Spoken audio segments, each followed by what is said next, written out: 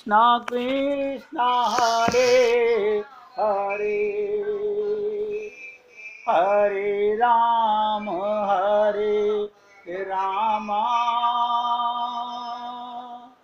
राम राम हरे हरे, हरे कृष्णा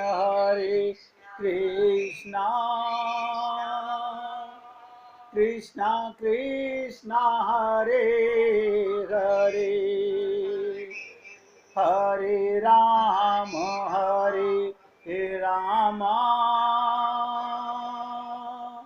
राम राम हरे हरे, हरे कृष्णा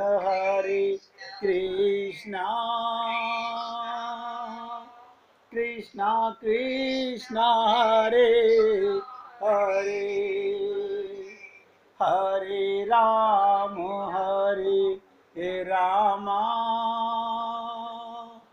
राम राम हरे हरे।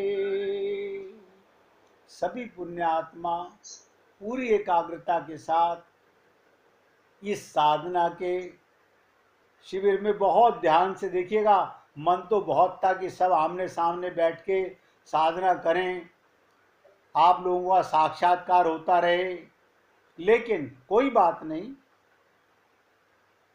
सुनने में भी अगर आप एकाग्र हो गए तो बहुत बड़ा लाभ होने वाला है। क्यों?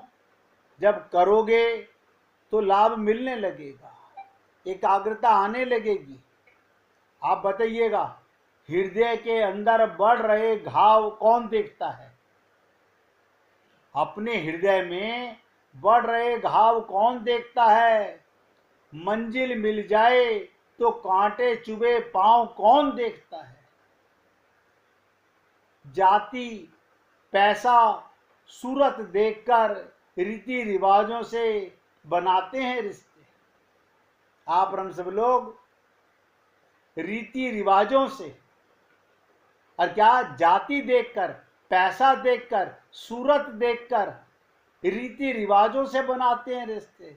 किसी के लिए हृदय में उठे प्रेम जैसे फिर भाव कौन देखता है? कभी आपके हृदय में प्रेम उठे तब पता चलेगा कि भाव कौन देखता है। इसलिए इस देह को त्रिताप, तीन तरह का दुख मिलता है। एक होता है आध्यात्मिक दुख, एक होता है आदि भौतिक दुख, और एक होता है आदि देविक दुख। अब आप सोचिएगा, आध्यात्मिक दुख कहां से मिलता है?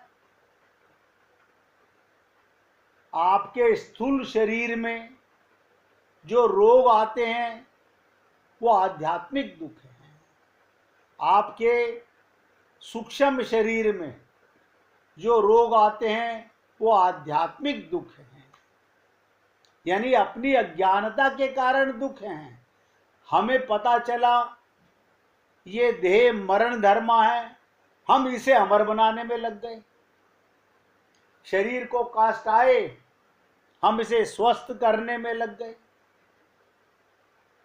हमें जब पता चला हमारे सूक्ष्म मन बुद्धि चित्त बिगड़ा हुआ है, अब हम मन में से वो सब निकालने का प्रयत्न करते हैं, निकाल नहीं पाते। ये सबको मिल रहे हैं। इसे तीन ताप बोलते हैं, तीन दुख बोलते हैं, त्रिताप। आदि भौतिक दुख जो दूसरे से मिलता है, जो दुख हमें दूसरा देता है। दूसरा कौन? जहां आपकी ममता, जहां आपका मोह, जहां आपकी आसक्ति। आप बताइए, आपको आदि भौतिक दुख कहां से मिल रहा है? कोई दूसरा, उसने हमें गाली दे दी, हमें दुख हुआ। उसने हमारे को बुरा कह दिया, हमें दुख हुआ। और एक दुख होता है आदि देविक दुख, वो प्रकृति से मिलता है। जैसे गर्मी से दुखी, कभी बरसात से दुखी, कभी ठंड से दुखी। अच्छा, ये सारे दुख मिलते क्यों हैं? कोई बता सकता है? कोई भक्त यहां पर? ये तीनों ताप, तीनों दुख हमें क्यों मिलते हैं? अगर ध्यान से सुनोगे, एक बार ग्रहण कर लोगे तो हमेशा के लिए समझ आ जाएगा। बताइए।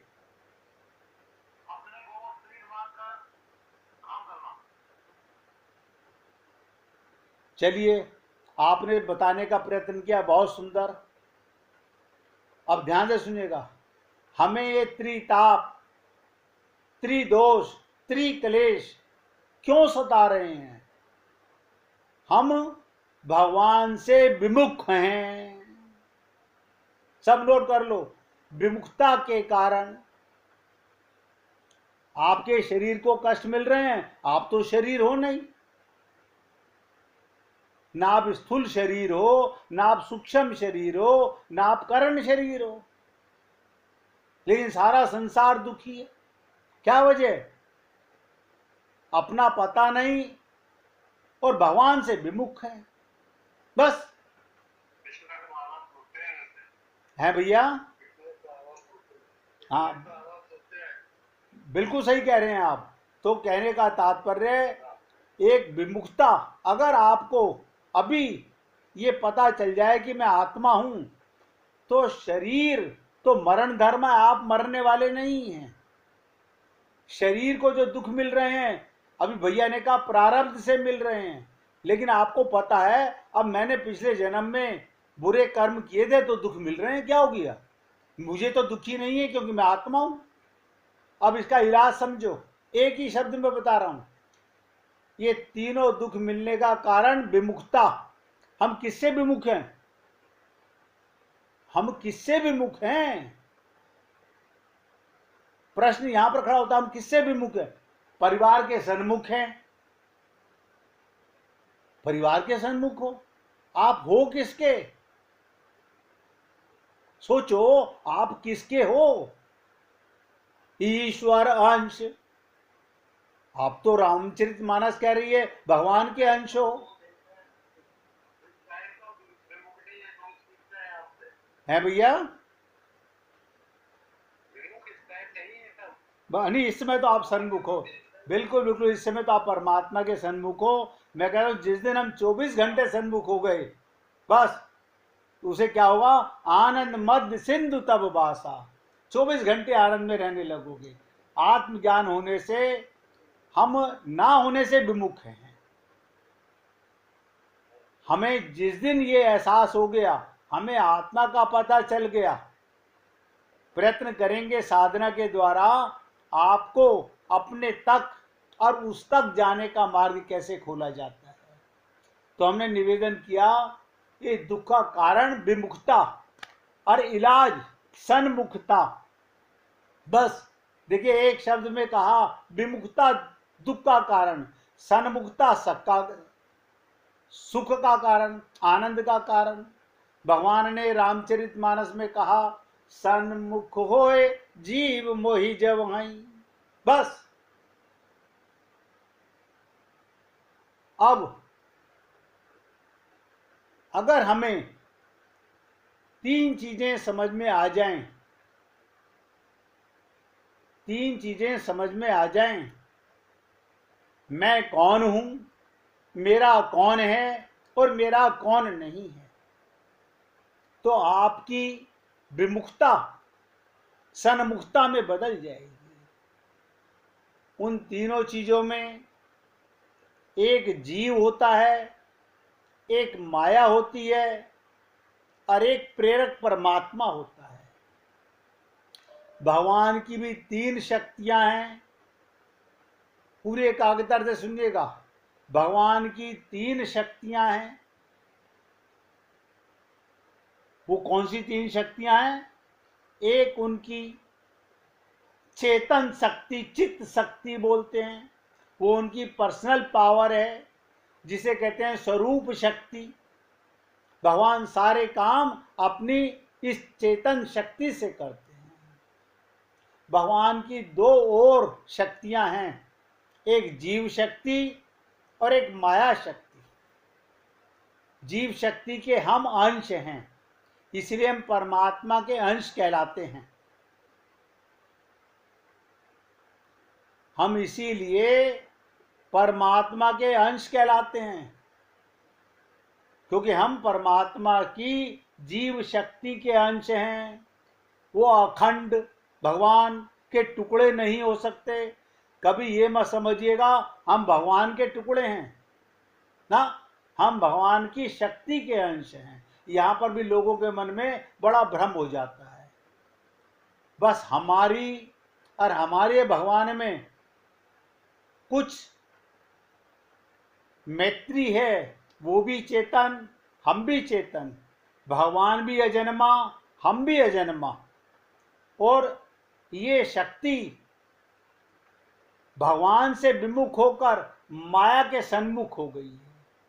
तीन चीज हमने कहा, एक जीव और हमारे सामने दो, एक भगवान और एक माया। हमने सन्मुखता किसकी कर ली? शरीर मानकर संसार की कर ली। इसी से हमें सारे दुख मिलने लग गए। अगर हमें आत्मज्ञान हो जाए तो हम भगवान के सन्मुख हो जाएं, हमारे त्रिताप, त्रिदोष, त्रिकलेश समाप्त हो जाएं। माया, बहुत ध्यान से समझिएगा, सारे संत महात्मा कहते हैं कि माया महाठगनी हम जानी। ये माया दो प्रकार के कार्य करती है। हमारी सारा जीवन परीक्षा लेती रहती है।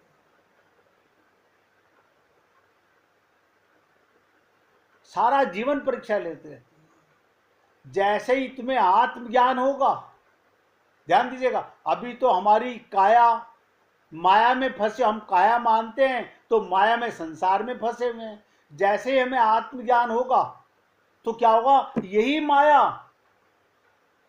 यही माया जूते मारने लगेगी, भगवान के उन्मुख करने लगेगी। माया आपका कल्याण चाहती है, भगवान की दासी है। भगवान श्री कृष्ण ने कहा, देवी ही सा गुणमयी मम माया दुरुत्या। कोई अपनी ताकत से मेरी माया को दूर नहीं कर सकता।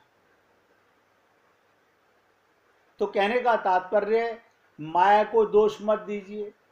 हम अपने को नहीं जानते। जीव माने क्या? जहां जाएगा, जिस शरीर में जाएगा, उसको चेतनता देगा, उसे जीवन देगा। ये आपका शरीर आपके कारण जीवित है और आप परमात्मा की गोदी में हो। लेकिन आपको शरीर का ज्ञान तो हो गया, हमें अपना ज्ञान नहीं हो सका कि मैं कौन हूं। और मैं का जो ज्ञान हुआ भी बहुत सुंदर। देखो, नरेंद्र भाई बार बार बोलते हैं अब हमें अनुभूति होती है, ये बहुत बड़ी बात है। अगर हमें अभी भी आत्मा की अनुभूति बनी रहने लगेगी तो आप ताज्जुब करोगे। शरीर में रहोगे, जैसे कार में बैठ के सफर करते हो, नाव में बैठ के सफर करते हो, ट्रेन में, प्लेन में बैठ के सफर करते हो। इस देह में हरि मिलत हैं, यानी ये देह रूपी नौका भगवान तक जाने के लिए मिली है। लेकिन ये कब होगा? जब हमें आत्मा का, जो हमें अपना पता नहीं और परमात्मा को खोजने निकल गए। देखो कमाल की चीज, मैं देखता हूं, कई बार सोचता हूं, विचार करता हूं कि ये जीव, हमें बचपन से, हमारे पिताजी बहुत विद्वान, लेकिन हमें ये आत्मज्ञान तो नहीं करा सके। इसमें उनकी त्रुटि नहीं, हम अपनी त्रुटि महसूस कर रहे हैं। जब गुरु का संग हुआ तब हमें अपना पता चला कि मैं कौन हूं और मेरा कौन है। वह उसी दिन से उसके सन्मुख होने का प्रयत्न करने लगे। सीताराम आचार्य जी से पता चला इस देह में हरि मिलत हैं, हरि से मिलने के लिए प्रयत्नशील होने लगे। प्रयत्नशील होने लगे। लेकिन जब जब ये जीव अपने को शरीर मानेगा, तब तब ये कष्ट और टेम्परेरी सुख भोगेगा।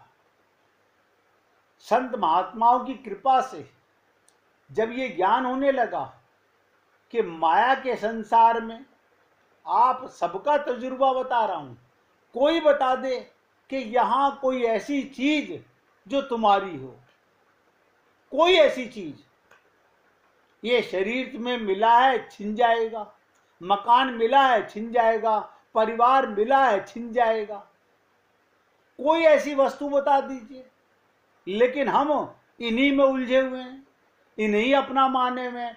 कोई माँ, कोई पिता, कोई बेटा, कोई बेटी, कोई परिवार, ये सब शरीर के साथी हैं। इनमें परमात्मा को नहीं देखा, हमने शरीर के संबंध माने।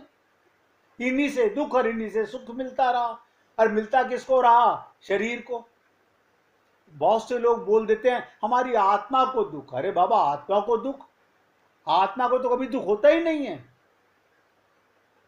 आत्मा पर कोई दुख नहीं है, वो तो परमात्मा की गोदी में है। आत्मा के कारण जो ये ऊर्जा आपके शरीर में आ रही है, ध्यान दीजिएगा, और इससे आपका मन बुद्धि चित्त बन रहा है, वो माया का है। हमारी काया माया की, मन माया का, बुद्धि माया की, चित्त माया का। हमें मैं रूपी गलत ज्ञान हो गया। हम अपने को स्त्री और पुरुष मानने लग गए, और यही मानकर हम मंदिर में जा रहे हैं, पूजा पाठ कर रहे हैं, सत्संग भी शरीर मानकर सुन रहे हैं। कल्याण नहीं होता। तो हे पुण्य आत्माओं, मैंने आप सबसे निवेदन किया, कोई बात नहीं, इसका मलाल मत कीजिए कि मैं कब जागा, इसका खुशी कीजिए कि मैं जागा। जल्दी जागना या देर से जागना, किस उम्र में जागना, इस देह में जाग जाना, आपको अपना पता चल जाना, भगवान के सन्मुख हो जाना। अब जैसे ही भगवान के सन्मुख हो गए, माया पीछे हो जाएगी। अभी माया आगे है, भगवान पीछे हैं। हम जीव हैं, आत्मा हैं, और भगवान की गोदी में बैठे हैं, मुख माया की तरफ कर रखा है। यही सन्मुखता और विमुखता के कारण अनंत जन्म गुजर गए। जिसे कहा गया ना कि पोथी पढ़ पढ़ जग मुआ, बयान पंडित कोई, और ढाई आकर प्रेम का पढ़े सुपंडित होई। हम प्रेम नहीं जान सके। प्रेम माने क्या? मिट जाना, गल जाना, पागल, पाने के लिए गल जाना, द्वैत से अद्वैत में उतर जाना। लेकिन ऐसा नहीं हुआ। कोई बात नहीं, मलाल मत कीजिए, सोचिए मत ही, प्रयत्नशील हो रहिए।